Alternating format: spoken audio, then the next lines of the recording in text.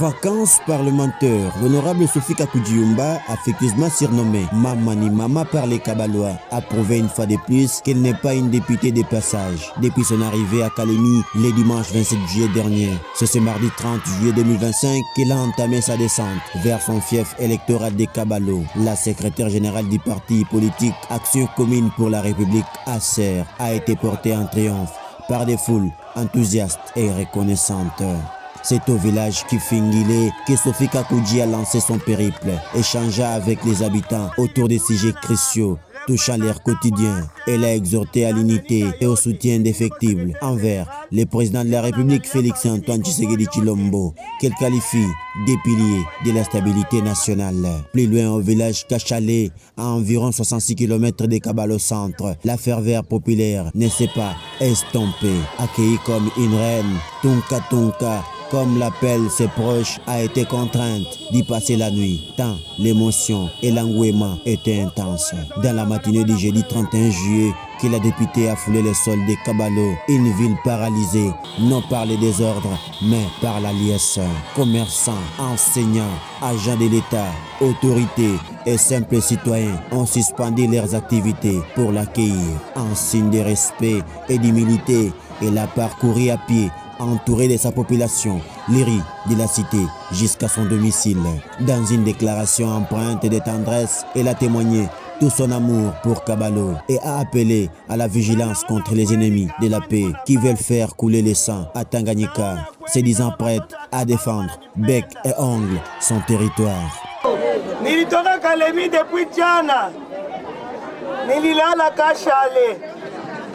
Nilipenda nifike kumijini moya moya, nibaone na nijue mateso yabo. Leo nilipenda kuingia Kabalo mchana, bile bya busiku bile bya mubaya.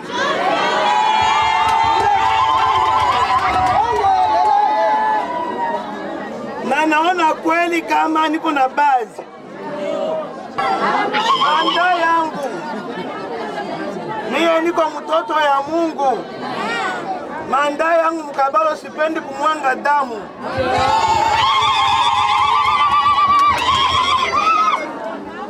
Nilisikia mambo mwa kuma reseaux sociaux. Ile mambo nilisikia kuma reseaux sociaux sifurahi. Tasema siku ya posho ku meeting.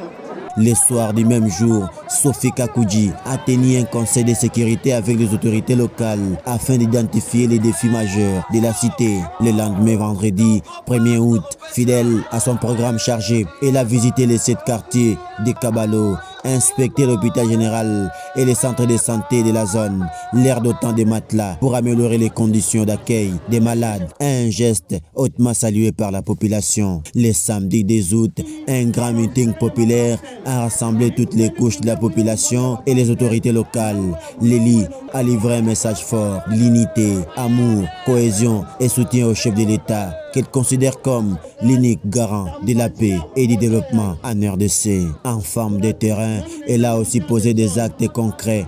Des motos ont été remises au service de sécurité pour faciliter leurs interventions, tandis que des jeunes ont reçu des motos pour favoriser l'auto-emploi et lutter contre le chômage. Une démarche qui, selon les habitants, n'a pas d'équivalent depuis des décennies à Kabalo. C'est ce mardi 5 août que Mamani Mama a quitté Kalemi à bord d'un vol pour Kinshasa. Avant son départ, elle a exprimé sa gratitude profonde envers ses électeurs et promis de porter leur désiderata à la session parlementaire de septembre. Je suis à la fin de ma mission.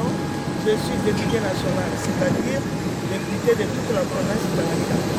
Et j'étais partout dans ma base à Kabalo.